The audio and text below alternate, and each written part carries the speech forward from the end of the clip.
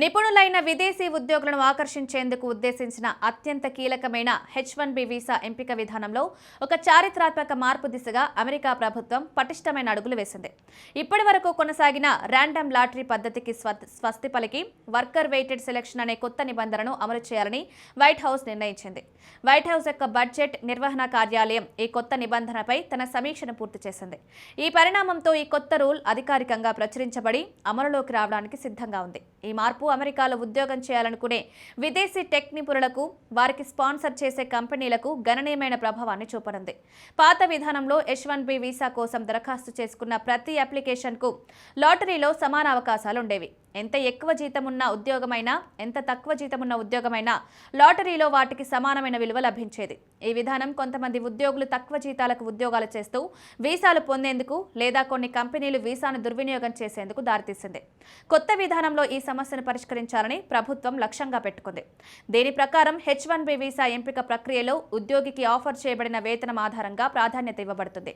ఈ వ్యవస్థలో అధిక వేతనాలున్న అప్లికేషన్లకు ముందుగా ప్రాధాన్యత ఇస్తారు.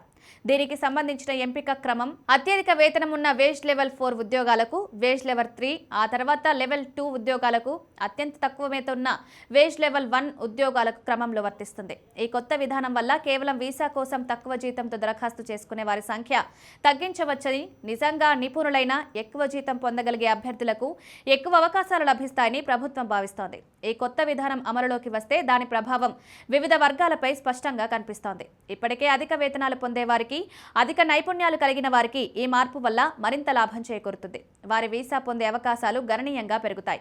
కంపెనీలు నిజంగా అత్యుత్తమ టాలెంట్ కోసం అధిక వేతనాలు ఆఫర్ చేస్తే ఆ అభ్యర్థులకు వీసా పొందే అవకాశం ఎక్కువగా ఉంటుంది. కొత్తగా ఉద్యోగంలో చేరే ఎంట్రీ లెవెల్ టెక్ నిపుణులకు H1B వీసా పొందడం చాలా కష్టమవుతుంది. ఈ మార్పు వల్ల వారు లాటరీలో ఎంపికయ్యే అవకాశాలు చాలా తక్కువ ఉంటాయి. అమెరికాలోని కంపెనీలు ఇప్పుడు గ్లోబల్ టాలెంట్ కోసం పోటీ పడాలంటే ఉద్యోగులకు మరింత మెరుగైన పోటీతత్వ వేతనాలు ఇవ్వాల్సిన అవసరం ఉంటుంది. తక్కువ వేతనాలతో ఉద్యోగులను నియమించుకోవాలని చూసే కంపెనీలకు ఈ వీసా పొందడం కష్టమవుతుంది. ఈ నిబంధనను ఇప్పుడు homeland security department, America citizenship and immigration services అధికారికంగా ఫైనల్ రూల్గా ప్రకటించే అవకాశం ఉంది. సాధారణంగా ఈ ప్రకటన తర్వాత కొత్త నిబంధనలు అమలులోకి వస్తాయి. ఈ మార్పులు మార్చి 2026లో ప్రారంభమయ్యే ఆర్థిక సంవత్సరం 2026 H1B వీసా క్యాప్ సీజన్ నాటికి అమల్లోకి రావచ్చు. అయితే ఈ కొత్త నిబంధనపై చట్టపరమైన సవాళ్లు ఎదురయ్యే అవకాశం కూడా ఉంది. కొన్ని కంపెనీలు లేదా సంస్థలు ఈ మార్పులపై న్యాయస్థానాలను ఆశ్రయిస్తే దాని అమలు ఆలస్యమయ్యే అవకాశం ఉంది. ఏదేమైనా ఈ మార్పు అమెరికాలో ఉన్న టెక్ మార్కెట్లో ఒక కొత్త పోటీ వాతావరణాన్ని సృష్టించనుంది.